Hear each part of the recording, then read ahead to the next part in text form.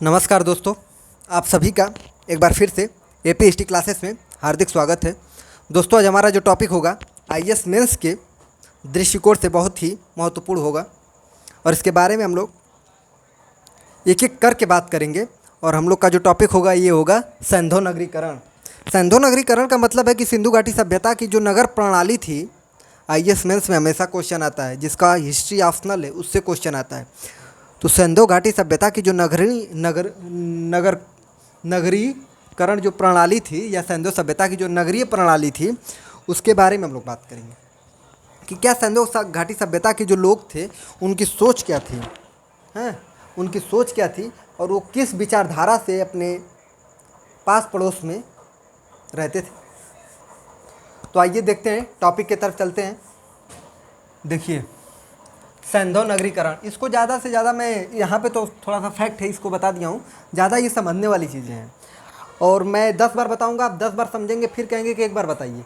आप इसको अपना शब्द दीजिएगा, ठीक। जब अपना शब्द देंगे तो आईएएस मेंस के जब एग्जाम में जाएंगे आप इसको लिखेंगे तो आप अपना शब्द वहाँ पे लिखेंगे, तो एग्जामिनर जो रहेगा, जो कॉपी चेक करेगा और वो क्या बोलते हैं, आपके भाषा को देखकर वो नंबर देगा। ऐसा नहीं है कि आप बिरट के जाइए, कोई और लड़का बिरट के जाएगा तो मैच जब करेगा तो वहाँ पे समझ जाएगा जो कॉपी चेक करेगा यहाँ पे कुछ गड़बड़ है, ठीक। तो अपना शब्द दीजिएगा, मैं बता रहा हूँ। सैंधव नगरीकरण, सैंधव नगरीकरण, सैंधव नगरीकरण, सैंधव सभ्यता का जो नगरीय प्रणाली थी उसके बारे में देखिए थोड़ा सा तथ्य। दक्षिण एशिया की पहली नगरीय सभ्यता थी। तो क्वेश्चन ये बन सकता है सिंधु घाटी सभ्यता के प्री के लिए, अभी जो मैं बोलूँ, जब मैं बोलूँगा मेंस के लिए तो वहाँ से आप समझ जाइएगा, ठीक। प्री के लिए ये कि दक्षिण एशिया की पहली नगरीय सभ्यता कौन थी, तो कौन थी, सैंधव नगरीकरण थी या सैंधव सभ्यता थी, ठीक। गार्डन चाइल्ड, हैं, गार्डन चाइल्ड ने इसे नगरीय क्रांति कहा था। तो क्वेश्चन ये बनेगा कि सिंधु घाटी सभ्यता को या सिंधु घाटी सभ्यता के नगरीय प्रणाली को कौन कहा था कि यह नगरीय क्रांति है, तो गार्डन चाइल्ड बोले थे, ठीक। अब देखिए, इसका विकास, किसका विकास, सैंधव सभ्यता का नगरीकरण विकास चेस बोर्ड या ग्रिड पद्धति पर हुआ था। चेस बोर्ड अभी मैं बताऊंगा कैसे होता है। तो चेस जो देखे ना, चेस उसी पे हुआ था। तो सैंधव नगरीकरण, इसका विकास चेस बोर्ड या ग्रिड पद्धति पर हुआ था। तो क्वेश्चन ये आईएएस में बन चुका है प्री में कि सैंधव घाटी सभ्यता का जो नगरीय प्रणाली था किस पद्धति पर आधारित था, तो चेस बोर्ड पद्धति या ग्रिड पद्धति पर, ठीक। अब देखिए, प्रत्येक सैंधव नगर 2 भागों में विभक्त था। इसके बारे में मैं बता चुका हूँ, हैं। सैंधव जो ये नगर था 2 भागों में विभक्त था। ऐसे मैं फिगर भी बना के बताया था कि एक ऐसे था जैसे हड़प्पा में था, तो ये जो था ये क्षेत्र ये किला से घिरा होता था, ये नहीं घिरा होता था, कहीं कहीं ये नदी रहती थी और कहीं कहीं दोनों ये घिरा रहता था, जैसे लोथल, हैं। तो उसके बारे में बात हो चुकी है। लेकिन मैं यह भी बताया हूँ, यहाँ पे तो बात ये हो चुका है कि प्रत्येक सैंधव नगर, प्रत्येक, सभी नहीं लिखा है यहाँ पे, प्रत्येक सैंधव नगर, देखिए यहाँ पे, अभी यहाँ पे लिख देता स्टेटमेंट बना के आईएएस के क्वेश्चन में प्री में कि सभी सैंधव नगर 2 भागों में विभक्त था, तो ये गलत हो जाएगा। तो ध्यान से देखिए, यहाँ पे प्रत्येक लिखा है, प्रत्येक सैंधव नगर 2 भागों में विभक्त था। मतलब कुछ ऐसे भी नगर थे जो 3 भागों में या एक ही भागों में विभक्त थे। तो 3 भागों वाला मैं बता चुका हूँ कि आईएएस के प्री में पूछ चुका है। धौलावीरा के बारे में मध्य, उच्च, मध्य, निचला 3 भागों में बताया था, तो उसको जाके वहाँ से देखिए। अब देखिए, प्रत्येक सैंधव नगर 2 भागों में विभक्त था। एक पश्चिम टीला होता था, एक पूर्वी टीला होता था। पश्चिम टीला, इस पर किला या दुर्ग स्थित होता था। मतलब पश्चिमी टीला पे किला या दुर्ग स्थित होता था, जो किला बंद होती थी, मतलब वो पूरी तरह से किला बंद कर दी जाती थी या सुरक्षा प्राचीर से घेर दी जाती थी, ठीक। पूर्वी टीला, यह नगर या मूल निवासी क्षेत्र था, मतलब सामान्य लोग यहाँ पे रहते थे, कहाँ पे, पूर्वी टीला पे, ठीक। अब देखिए, ये मैं अपना शब्द दिया हूँ, आप चाहेंगे तो यहाँ पे अपना शब्द दे देंगे, लेकिन जब इस तरह से आप पढ़ेंगे ना, तो जब आप लिखेंगे क्वेश्चन आईएएस मेंस में और ऑप्शनल में, तो वहाँ पे दिक्कत नहीं होगा। जब एक डायग्राम जब बना रहेगा, एक फिगर जब बना रहेगा, तो आप उसी क्रम में लिखते चले जाएंगे। जब फिगर ही नहीं बने रहेगा तो उसका मतलब नहीं है, आप इधर उधर सब करेंगे, उसका कॉपी चेक करने वाला नंबर देगा नहीं। तो इसके बारे में आइए देखते हैं। किसी भी स्थल को नगर कहने के लिए क्या आधार होना चाहिए? जैसे हम लोग कहते हैं कि राज्य कहने के लिए वेस्टफेलिया की संधि, जब मैं बता रहा था संविधान, तो वहाँ पे बताया हूँ कि 1648 ईस्वी में वेस्टफेलिया की संधि होती है। तो वहाँ पे मैं बताया हूँ कि राज्य किसे कहा जाता है? जहाँ पे एक जनसंख्या होनी चाहिए ना, एक दूसरे से संबंध बनाने की शक्ति होनी चाहिए, तो उसके बारे में बताया था मैं। तो किसी भी, तो पॉलिटी का सब्जेक्ट है, तो किसी भी स्थल को नगर कहने के लिए क्या आधार होना चाहिए, या किसे हम लोग कहेंगे कि ये नगर था? तो इसके बारे में आइए देखते हैं। देखिए, आवासीय भवन मतलब वहाँ का आवास कैसा था, मतलब वहाँ पे जो मकान बनते थे वो किस तरह से बनते थे, तो उसके बारे में बात करेंगे। नालियाँ कैसी थी? ऐसा बताया जाता है कि सिंधु घाटी सभ्यता की जो नालियाँ थीं, आधुनिक भारत में, आधुनिक इतिहास में हम लोग जब देखते हैं कि वहाँ पे लंदन में ऐसी व्यवस्था नहीं रहती है जैसे सिंधु घाटी सभ्यता की नालियाँ थी, तो उसके बारे में हम लोग विस्तार से बात करेंगे अभी। ईंट कैसे थे? तो चतुर्भुजाकार होते थे, इसके बारे में बात करेंगे। सड़क कैसा होता था? शौचालय का साक्ष्य, अभी हमारे प्रधानमंत्री जी हर घर में शौचालय की योजना चला रहे हैं, उसके बारे में बात करेंगे। अन्नागार के बारे में बात करेंगे। अन्नागार कहाँ से साक्ष्य मिला? तो मोहनजोदड़ो से, हड़प्पा से, लोथल से, और हड़प्पा मोहनजोदड़ो दो जगह हड़प्पा लिखा गया ना, तो मोहनजोदड़ो, लोथल और हड़प्पा से मिला है। और क्या बोलते हैं, हड़प्पा का जो ये था, हड़प्पा का देखिए, ये मोहनजोदड़ो और हड़प्पा ये सबसे बड़े अन्नागार थे। सॉरी, यहाँ तक सबसे बड़े अन्नागार, सिंधु घाटी सभ्यता के सबसे बड़े अन्नागार कौन थे? तो एक मोहनजोदड़ो था और दूसरा हड़प्पा था। पूछेगा कि लकड़ी का अन्नागार कहाँ से प्राप्त हुआ, तो मैं बता चुका हूँ, तो लोथल से प्राप्त हुआ है। अब देखिए, जो हड़प्पा ये था, हड़प्पा का अन्नागार, इसी को वह हीलर ने सस्यागार कहा था। तो क्वेश्चन ये बन सकता है आईएएस प्री में कि हड़प्पा के अन्नागार को वह हीलर ने क्या कहा था? तो सस्यागार कहा था। या ऐसे भी क्वेश्चन बनेगा कि हड़प्पा के अन्नागार को किसने सस्यागार कहा था? तो वह हीलर ने कहा था। सबसे बड़ा अन्नागार कहाँ से प्राप्त हुआ है? तो मोहनजोदड़ो से और हड़प्पा से। लकड़ी का अन्नागार कहाँ से प्राप्त हुआ है? तो लोथल से। लोथल कहाँ पे है? गुजरात में। किस नदी के तट पर? भोगवा नदी के तट पर। खोज कौन किया है? बताइए, एस.आर. राव किए हैं। हड़प्पा कहाँ है? रावी नदी के तट पर। खोज कौन किया है? तो दयाराम साहनी। मोहनजोदड़ो सिंध नदी के तट पर। खोज कौन किया है? बताइए। हाँ, माँ रखालदास बनर्जी। ये दोनों किसके निर्देशन में किए हैं? तो मार्शल के।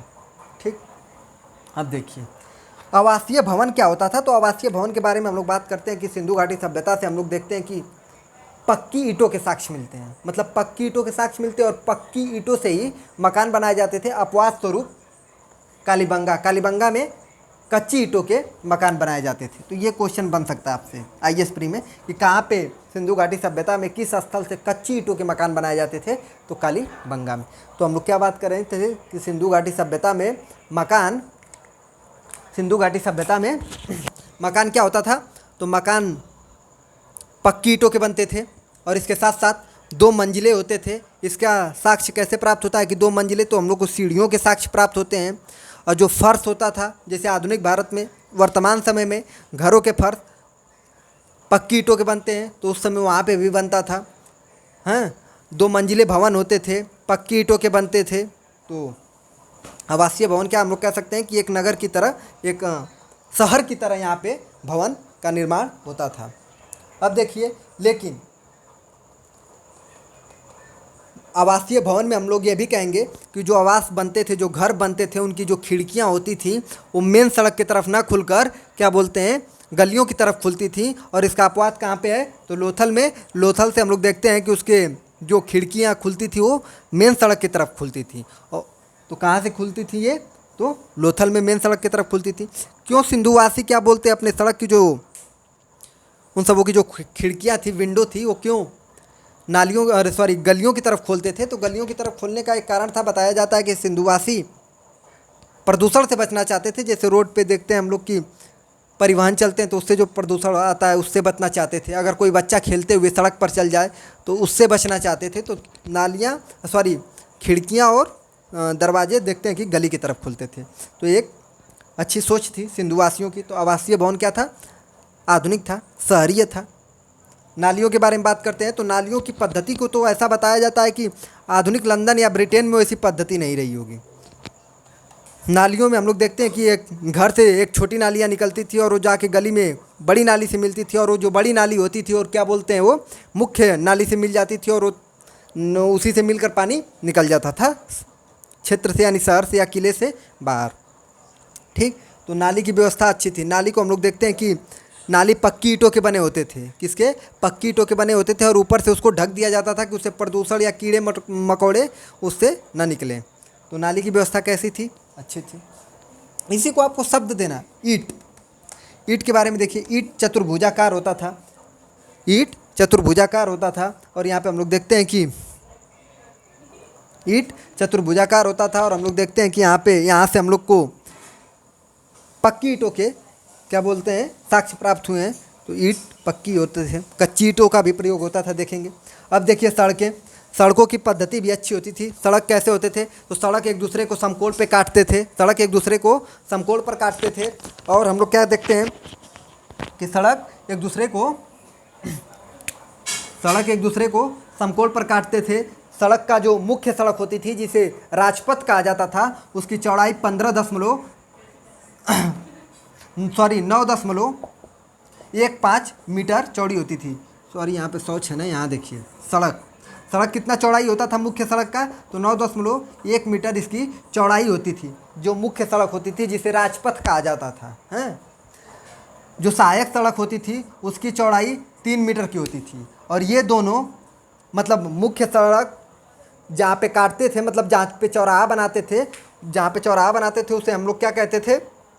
जहाँ पे चौराहा बनाते थे उसे ऑक्सफोर्ड सर्कल कहा जाता था। ठीक, तो क्वेश्चन ये बनेगा कि सड़क एक दूसरे को कैसे काटते थे? तो समकोण पे काटते थे, कच्ची सड़क होते थे। जो मुख्य सड़क होती थी उसकी लंबाई कितना थी? तो 9.15 मीटर। सहायक सड़क की लंबाई कितनी थी? तो 3 मीटर। और जो सड़क एक दूसरे पे काटते थे और जहाँ पे चौराहा बनाते थे, उसे विद्वानों ने क्या कहा? तो ऑक्सफोर्ड सर्कल कहा। तो ये हम लोग का सड़क था। लेकिन हम लोग ये भी देखें कि एक ऐसा स्थल था जहाँ से जाल की तरह सड़क का साक्ष्य प्राप्त हुआ है, तो उसको आप बताइएगा कमेंट में। शौचालय देखिए, हर घरों से शौचालय मिला है। मोहनजोदड़ो हड़प्पा के घरों से हम लोग देखते हैं कि शौचालय और कुओं का साक्ष्य मिला है। तो इसके बारे में शौचालय की सुविधा थी, जो आधुनिक भारत में हम लोग देखते हैं कि हमारे प्रधानमंत्री हर घर में शौचालय देने की बात की जा रही है। तो वहाँ पे पहले से ही रहता था। सोचिए कितना आधुनिक था सिंधु घाटी सभ्यता। तो ये रहा हम लोग का ये क्या, सैंधो नगरीकरण। सैंधो नगरीकरण को मैं अपने शब्दों में अगर चाहा होता तो यहाँ पे लिख कर भी बता सकता था, लेकिन मैं 10 बार लिखूंगा, आप 10 बार समझेंगे, फिर आप अपने से नहीं लिखेंगे तो फिर वहाँ पे भूल जाएंगे। तो यहाँ पे सोचिए, आधुनिक भारत के साथ इसको लिंक करिए कि क्या ये आवासीय भवन है वर्तमान में? जो आवासीय भवन वर्तमान में है, उसी आवासीय भवन का वहाँ पे प्रयोग हो चुका है पहले। कहाँ पे? सिंधुवासियों ने कर चुका है। नालियाँ कैसी थी? आधुनिक भारत में हम लोग देखते हैं कि इसी प्रकार की नालियों को बनाए जाने का कार्य प्रारंभ है। लेकिन हम लोग देखते हैं कि भारत का एक ऐसा क्षेत्र है, भारत का एक ऐसा राज्य है चंडीगढ़, जहाँ पे आज वर्तमान समय में एक दूसरे को सड़कें समकोण पर काटती हैं। तो क्वेश्चन ये IAS में बन सकता है करेंट अफेयर्स के रूप में कि आधुनिक भारत में कौन सा ऐसा क्षेत्र है जहाँ की सड़कें एक दूसरे को समकोण पर काटती हैं, जैसे सिंधु घाटी सभ्यता में काटती थी। तो चंडीगढ़ है, चंडीगढ़ याद रखिएगा। शौचालय, आधुनिक भारत में देखिए प्रधानमंत्री हमारे शौचालय के लिए क्या कर रहे हैं। तो ये रहा आज का हम लोग का सैंधो नगरीकरण, और इसके बाद हम लोग बात करेंगे सैंधो कला के बारे में, फिर सैंधो समाज। इसी प्रक्रिया के तहत हम लोग आगे बढ़ते रहेंगे। तो फिर मिलेंगे नेक्स्ट वीडियो में नेक्स्ट टॉपिक के साथ। धन्यवाद।